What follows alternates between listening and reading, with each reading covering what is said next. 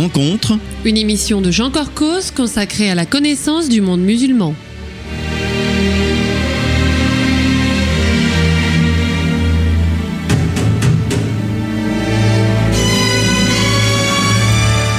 Bonjour amis auditeurs, Jean Corcos au micro pour ce pré-enregistré réalisé le 7 octobre 2010. Alors nous allons aborder dans cette série un sujet qui, je le sais, préoccupe beaucoup d'auditeurs de cette fréquence. Ce sujet, c'est l'immigration. Nous savons que les vagues d'immigrés qui sont venus vivre en France sont anciennes, qu'elles ont été et qu'elles demeurent de toutes origines. Mais force est de constater que l'immigration des dernières décennies est venue en majorité des anciennes colonies, Maghreb et Afrique noire, donc de pays musulmans, et ceci explique pourquoi l'islam est devenu la deuxième religion de France, avec environ 10% de la population totale. Il était donc logique que l'on traite de ce sujet dans ma série radiophonique, et pour en parler, j'ai invité un expert de la question, puisqu'il s'agit d'une démographe, Madame Michèle Tribala. Bonjour. Bonjour. Alors, Michèle Tribala, vous êtes directeur de recherche à l'INED, l'Institut national d'études démographiques, et vous venez de publier un ouvrage que j'invite vraiment les auditeurs à acquérir, Les yeux grands fermés, avec en sous-titre L'immigration en France, c'est publié aux éditions de Noël. Alors, c'est un livre très technique qui fournit d'abondantes références, d'études statistiques, de calculs que l'on trouve dans des rapports universitaires ou sur des sites d'instituts français ou étrangers. Bref, ce sont des données chiffrées, non accessibles au grand public et qui manquent toujours dans les discours des médias ou des politiques. Ensuite, et c'est important de le préciser, votre livre ne s'aventure absolument pas dans des sujets polémiques comme l'intégration des musulmans en France ou le débat à propos de l'identité nationale, ou encore plus récemment le lien fait par certains entre insécurité et immigration. Votre livre se concentre d'abord sur des faits, il est axé sur l'économie, il ne dérape pas sur le terrain politique, même s'il ne se prive pas de dénoncer les pressions qu'empêche le débat. Première question, Michèle Tribala, pourquoi ce titre, Les yeux grands fermés ? Mais écoutez, c'est un titre d'abord qui fait référence à un film, celui de Stanley Kubrick, Eyes Wide Shut. Et donc, c'est un film qui insiste sur l'ambiguïté et sur le décalage entre réalité et fantasme. Et donc, ça m'a paru adéquat pour le sujet qui m'occupe, en fait, l'immigration, sur lequel, je veux dire, la vérité est difficile à faire. Parce que y a un climat qui est très pesant, qui a une interprétation morale des faits quand ils sont donnés. Donc on hésite à produire un certain nombre d'informations sur le sujet. Et quand vous êtes appelé à parler d'immigration, vous avez généralement deux missions sur le dos, c'est-à-dire ne pas passer pour raciste, ça c'est la première, et ne pas augmenter le racisme dans l'opinion publique, puisqu'il y a une grosse préoccupation vis-à-vis de l'opinion publique. On pense toujours qu'elle est susceptible de dériver et de mal se conduire. Donc la mission d'informer est très difficile. Très difficile, elle est contournée, elle est dévoyée. Donc c'est pour ça que j'ai appelé ça. On fait souvent beaucoup d'efforts pour ne pas voir, parce qu'on a peur de ce qu'on pourrait voir, et que ce qu'on pourrait voir pourrait alimenter de mauvais sentiments dans l'opinion publique. Très bien. Alors, on va commencer par les chiffres de l'immigration. D'après ce que j'ai compris en vous lisant, cette immigration a donc vraiment redécollé à nouveau depuis le milieu des années 90. En lisant le chapitre 1 du livre, j'ai découvert d'ailleurs qu'il y avait jusqu'à 2007 une dispersion incroyable des évaluations entre différents organismes, en particulier le Haut Conseil de l'intégration n'arrivait pas à donner une définition fiable de qu'est-ce que c'était qu'un immigrant. Il a fallu attendre donc un règlement européen impose des règles statistiques. Alors, plusieurs questions. Comment peut-on donc reconstituer a posteriori le flux migratoire pour les années qui ont précédé 2007 ? Alors, je voudrais d'abord, puisque je suis sur une antenne, faire une rectification. J'ai fait une erreur de calcul qui est dans ce chapitre-là, où j'évalue le chiffre de 1970. Et donc, j'ai fait une erreur de près de 40 000. Donc, c'est près de 40 000. Mais c'est loin quand même, c'est il y a 40 ans. Non, mais je le signale quand même parce que je trouve que c'est toujours bien quand on a fait des erreurs de le signaler. En tout cas, c'est difficile parce qu'il y a eu des discontinuités d'enregistrement. C'est-à-dire, on avait une certaine manière d'enregistrer pendant un certain temps. Dans les années 60-70, c'était surtout les travailleurs et les familles contrôlés par l'Office national d'immigration, ça s'appelait comme ça à l'époque. Et donc, il n'y avait pas tellement de flux autour qu'on contrôlait. En fait, on contrôlait et l'immigration était assez facile. Donc, voilà. Et après, au milieu des années 70, on a restreint l'immigration et arrêté l'immigration de travailleurs, il y a eu d'autres flux qui se sont développés pour d'autres motifs pour lesquels on n'avait pas les outils. Et on a eu un moment important dans l'enregistrement, ça a été la mise en place d'un fichier centralisé au ministère de l'Intérieur à l'époque sur l'enregistrement des flux qui permet d'avoir une statistique régulière. Bon, c'est un peu plus compliqué que ça parce que ça va encore changer, donc on ne va pas rentrer dans tous ces détails. Alors, mais disons qu'il permettait de mettre en œuvre une définition fondée sur la durée du séjour. D'accord. Alors qu'est-ce qu'on peut penser, vous êtes très critique des chiffres de l'INSEE, alors qui eux sont basés sur un différentiel entre ceux qui rentrent et ceux qui partent?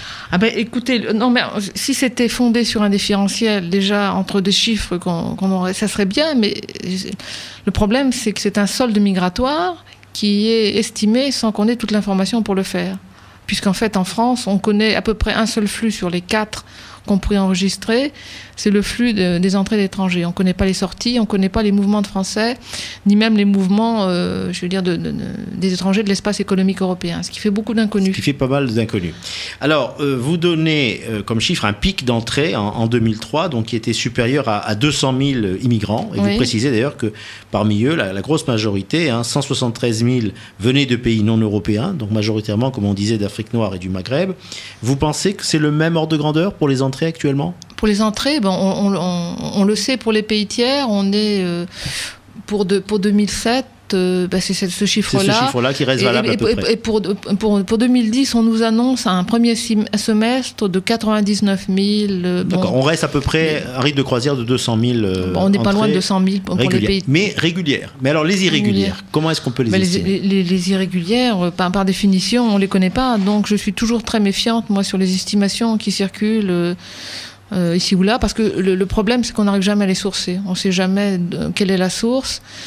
Et bon, on peut dire que c'est sans doute pas aussi élevé que certains chiffres qui sont annoncés, puisque quand on fait des opérations de régularisation exceptionnelles, ça n'aboutit pas à des chiffres extravagants. La dernière, c'était celle de Chevènement, c'était un peu plus de 130 000 demandeurs et 70% d'acceptation. D'accord, donc vous relativisez ceux qui disent qu'il y en a autant d'irréguliers que de réguliers. Oui, ça me paraît être un peu excessif. Parfait. Alors, dans les 3-4 minutes qui nous restent avant la pause, je voudrais quand même revenir sur un des chiffres les plus importants de votre livre, parce qu'il illustre vraiment le moteur principal de l'immigration. Et vous comparez 2 chiffres, donc c'est un petit peu technique, c'est le ratio entre l'immigration de travailleurs et l'immigration due à un motif familial.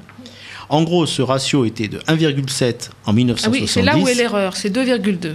Alors, c'était 2,2, ouais. Donc il y avait beaucoup plus, disons, de travailleurs en fait qui rentraient à l'époque, et aujourd'hui il est de 0,09. C'est-à-dire en 2007. En 2007. Mais il a un peu augmenté parce qu'on a favorisé un peu l'augmentation de travail. Mais disons, entre 80 et 90% de l'immigration, ce ne sont pas des gens qui viennent pour travailler. Et vous écrivez, page 42 à 45, que finalement le flux principal de l'immigration, ce sont les mariages avec des conjoints souvent de la même origine que les immigrés déjà sur place. Alors, c'est des chiffres extraordinaires. Vous dites que 80% des unions, par exemple, pour les Algériens, ce sont avec d'autres Algériens, ou des Turcs, ce sont avec des Turcs. C'est-à-dire, non, ce que je dis, c'est qu'il y a un mouvement qu'on enregistre qui est celui des conjoints de Français, et parmi ces conjoints de Français, je veux dire, on a des Algériens notamment qui rejoignent en fait des personnes qui sont d'origine étrangère et souvent d'origine algérienne. Ce sont des Français d'origine algérienne. Mais ça ne dit pas, dans l'ensemble des mariages, puisqu'on n'a pas l'information, ce sont des mariages mixtes par la nationalité. Vous pouvez avoir des mariages non mixtes qui soient des mariages entre Français. Ceux-là, on ne les compte pas. Bien sûr, ça on ne peut pas savoir. Mais c'est un point quand même important. Ma question, c'est est-ce que la religion musulmane, donc, est majoritaire dans ces populations, mais surtout le retour à la religion que l'on constate, mais pas seulement chez les musulmans. Est-ce que ça n'explique pas, en fait, et également l'absence de mixité sociale aussi, c'est-à-dire, on va en reparler tout à l'heure, une population qui n'est pas répartie de façon homogène sur le territoire, ça n'explique pas effectivement ce flux un petit peu d'entrée. Je crois qu'il y a au-delà, il y a peut-être l'islam, mais il y a aussi toutes les pratiques traditionnelles de conclusion des unions, qui sont liés à ces groupes d'immigrants, qui se conjuguent avec une difficulté d'immigrer. C'est-à-dire qu'il y a une incitation de l'autre côté de la Méditerranée à conclure des unions, puisque ça permettra de venir comme immigrant. Donc c'est dans les deux sens. C'est dans les deux sens. Il y a des pratiques familiales pour marier les enfants qui trouvent, je dirais, un certain accord de l'autre côté avec des gens qui sont très désireux de venir. Qui sont désireux de venir. Donc, d'accord, ça se passe un peu dans le sens. Alors, je voudrais qu'on aborde tout de suite un chapitre qui se trouve plutôt à la fin du livre, mais qui me paraît extrêmement important, c'est celui de la répartition des immigrés, de leur implantation. Parce que au chapitre 5, vous en parlez en détail, ces chiffres, je dirais, sont les plus inquiétants par rapport à ce que nous souhaitons tous. Qu'est-ce que nous souhaitons ? Nous souhaitons une intégration heureuse des nouveaux venus. On en a parlé tout à l'heure, ces nouveaux venus sont majoritairement originaires des anciennes colonies, ils sont majoritairement musulmans, et cette intégration, elle passe par une certaine mixité spatiale sur notre territoire. Or, cette implantation est très irrégulière. Alors, ceux qui vivent en banlieue parisienne le savent bien, mais vous dénoncez à juste titre la frilosité d'organismes comme l'INSEE, une quasi-censure aussi de la CNIL, la Commission nationale informatique et liberté, qui interdisent des données chiffrées sur ce sujet. Alors vous avez donné des chiffres extraordinairement précis, vous avez même parlé de la mixité quartier par quartier à Paris. Comment avez-vous fait ? Arrondissement par arrondissement. Si vous voulez, j'ai pu le faire grâce à l'existence d'un fichier qui s'appelle Saphir, c'est un fichier historique des recensements, qui va de 1968 jusqu'à 2005.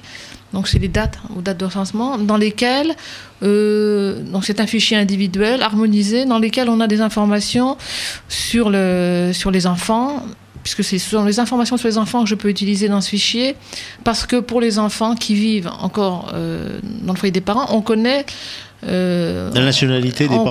On sait si les parents sont immigrés ou pas. D'accord. Donc on parents nés dans tel pays, les parents sont nés avec une nationalité étrangère, ou ils sont devenus français, mais on sait qu'ils sont venus comme étrangers.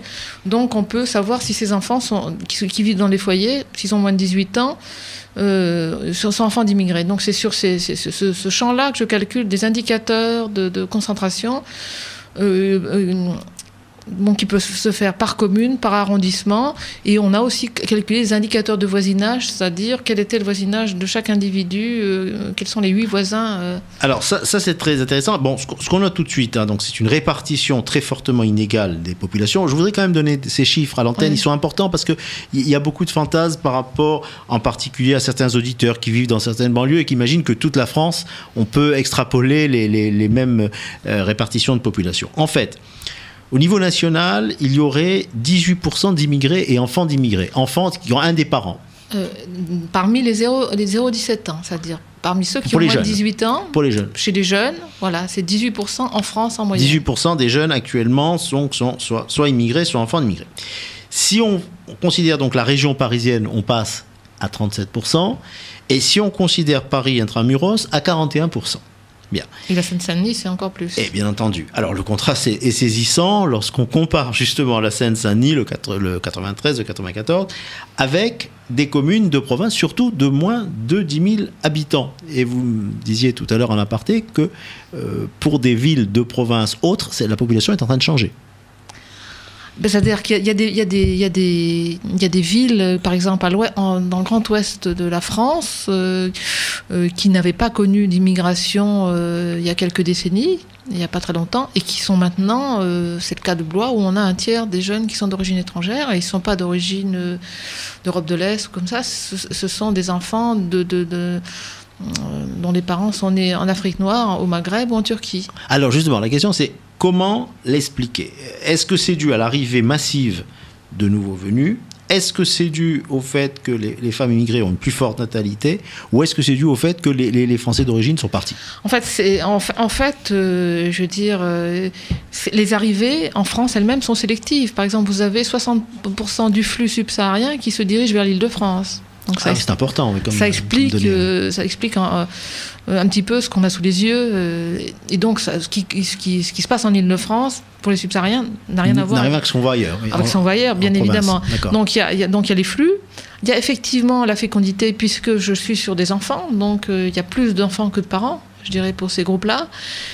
Et la mobilité des natifs compte aussi, c'est-à-dire les gens qui habitent dans des communes, des communes où la concentration s'est beaucoup élevée, et qui en sont partis, n'y retournent pas. C'est-à-dire, si vous voulez, il y a une mobilité qui est forte, on en parle de manière forte. On a toujours quitté ces communes de manière assez forte, mais on n'y retourne pas quand on est natif. On ne choisit pas ce lieu pour y habiter quand la concentration augmente. Donc vous avez des appartements qui ont été libérés par une mobilité importante et qui sont réoccupés par des immigrants qui arrivent. Et qui eux-mêmes sont peu mobiles, qui vont rester dans ces... Qui sont moins mobiles que les natifs. Qui sont moins mobiles. Alors, Michel Tribala, revenons maintenant à votre chapitre 2, que vous avez intitulé « La politique migratoire hors champ démocratique ». Vous dites en gros que l'Europe subit une immigration alimentée par des regroupements familiaux qui ne correspondent pas à des besoins de main-d'œuvre, mais auxquels seraient contraints donc les États-nations par réduction de leur espace démocratique. Alors comment se fait cette réduction ? Vous citez l'intrusion grandissante du pouvoir juridique, qui vient parfois limiter le pouvoir des gouvernements, mais aussi les institutions européennes, la Commission, le Parlement, qui encouragent une immigration sans limite. Bon, alors même que l'on voit les opinions publiques un petit peu se rebiffer. Est-ce que vous pourriez résumer pour nos auditeurs en quoi consiste cette idéologie que vous avez appelée le progressisme transnational ? C'est pas moi qui l'ai appelé, c'est John Font qui est un philosophe américain qui l'a appelé. Donc j'ai repris cette expression. Ça me paraît une idéologie parce que c'est un nouveau progressisme, c'est-à-dire, si vous voulez, il y a à nouveau un sens de l'histoire qui est de toute façon, les flux migratoires, c'est l'avenir, et l'avenir de la planète, c'est la libre circulation. Donc tout ce qui peut nous conduire à la libre circulation est forcément bon. Donc c'était un petit peu ça. Et en quoi ça n'est pas... C'est un problème démocratique, parce qu'un objet démocratique, ça se voit au fait que, si vous voulez, les citoyens ont le contrôle de la responsabilité des hommes politiques. C'est-à-dire que les hommes politiques peuvent prendre des décisions, mais ils sont responsables devant les citoyens qui peuvent les renvoyer si les décisions ne leur plaisent pas. Le problème qu'on a là, c'est que beaucoup de décisions ne se prennent pas au niveau national, mais au niveau européen, sans que les citoyens en aient vraiment conscience et sachent où ça les amène. Alors, est-ce qu'on ne peut pas vous objecter quelque chose ? C'est que finalement, on prend un autre pays où il y a une forte immigration, l'Angleterre. Bon, la protection sociale est très réduite par rapport à la France. On sait qu'on dit, ah oui, il y a beaucoup d'immigrés qui viennent en France parce qu'ils ont les allocations, la protection, le services médicaux gratuits, etc. Bon, c'est absolument pas le cas en Angleterre. Or, cette importante immigration de travailleurs, elle a été voulue, en fait, par un système économique ultra-libéral. Donc, qui pousse aussi à ça, cette immigration un peu non régulée. Il y a eu une politique migratoire britannique qui a poussé à l'immigration et notamment à profiter de l'élargissement européen avec l'arrivée des Polonais. Vous savez qu'il y a eu énormément de migrants polonais qui sont allés au Royaume-Uni puisque ça faisait partie des rares pays qui avaient ouvert leur espace tout de suite en 2004. Puisqu'aujourd'hui, ceux qui sont nés en Pologne sont le deuxième groupe, donc des personnes nées à l'étranger derrière l'Inde et devant le Pakistan. Donc ça a été Là, c'est l'immigration de travail, par contre. Ça a été une immigration de travail avec des gens qui sont venus avec des qualifications plutôt élevées, qui se sont déclassés et donc qui ont été concurrents de gens moins formés. Et notamment, on a des Pakistanais qui se plaignent de la concurrence déloyale des Polonais qui travaillent pour des tarifs auxquels ils ne travailleraient pas eux-mêmes. Alors, Michel Tribala, on arrive tout doucement à la fin de l'émission, à l'aspect finalement économique. En gros, vous donnez aussi des chiffres un peu pour critiquer ce qu'on entend, c'est-à-dire que, en gros, l'immigration va nous sauver. C'est grâce aux immigrés qu'on va payer nos retraites, c'est grâce aux immigrés que l'on va remplacer une démographie défaillante, etc. Alors, bon, on n'a pas le temps de revenir sur un point, par exemple, le maintien de la pyramide des âges. Là, je veux dire, vous donnez un chiffre assez ahurissant. Vous montrez que s'il fallait maintenir la pyramide des âges, la structure par âge, bon, il faudrait importer des dizaines de millions de personnes en France. Ce serait absolument impossible. Moi, je voudrais qu'on parle de l'impact économique. Là, vous citez des études étrangères, ceux du professeur Georges Borjas, professeur à Harvard aux États-Unis, le rapport de la Commission économique de la Chambre des Lords au Royaume-Uni, qui vont dans le sens que vous venez de dire, c'est-à-dire que cette pression, finalement, d'immigration a plutôt contribué à baisser les salaires des moins qualifiés. Par exemple, pour cet économiste qui s'appelle Georges Borjas, l'immigration pose un problème économique en termes de répartition. en termes de répartition salariale. Et c'est quelqu'un qui a beaucoup travaillé sur le sujet. Moi, je ne me prononce pas en tant qu'expert, je ne suis pas économiste, je suis démographe. Mais j'ai fait quand même un tour d'horizon des études pour voir, si vous voulez, mon idée, c'est, on nous dit toujours que c'est formidable, que c'est positif et c'est bon pour l'économie, mais que disent les études Et là, il n'y en a pratiquement pas en France d'études. Il n'y en a quasiment pas. Il y a eu un rapport qui a été fait par le Conseil d'analyse économique et signé de Gilles Saint-Paul qui a eu absolument aucun écho quand il est sorti. Il a été remis au ministre de l'Immigration et ça a été zéro écho. Aucun média n'en a parlé. Donc ça n'incite pas non plus à entreprendre des études, voyez bien. Alors on peut, ce que je dois dire à nos auditeurs, encore une fois, comme je disais, votre livre est très technique. Bon, c'est sûr que c'est difficile de modéliser des grilles de salaire hors immigration, puisqu'aujourd'hui il y a de l'immigration un peu partout dans le monde. Bon, on peut vous reprocher en disant c'est spéculatif, on n'a pas d'éléments de comparaison.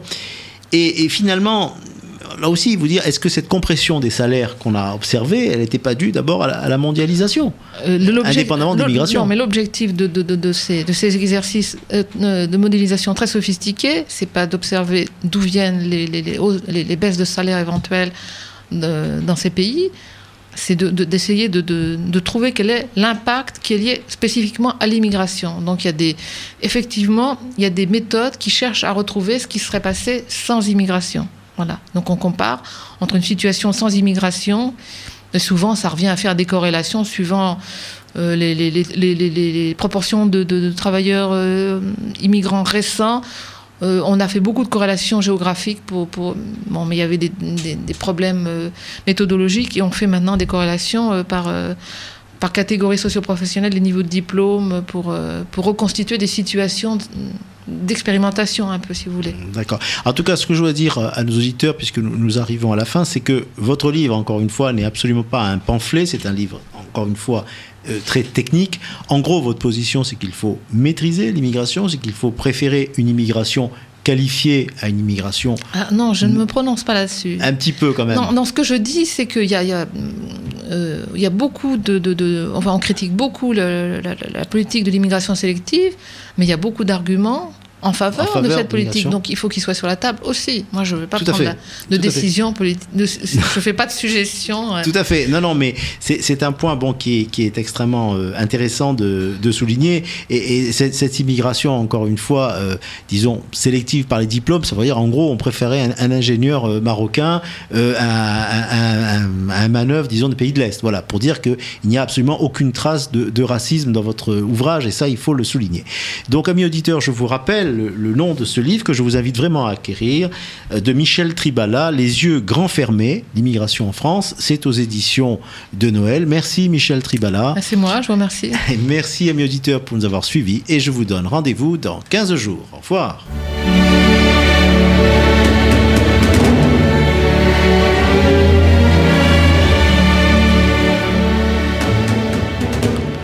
Rencontre. Une émission de Jean Corcos consacrée à la connaissance du monde musulman.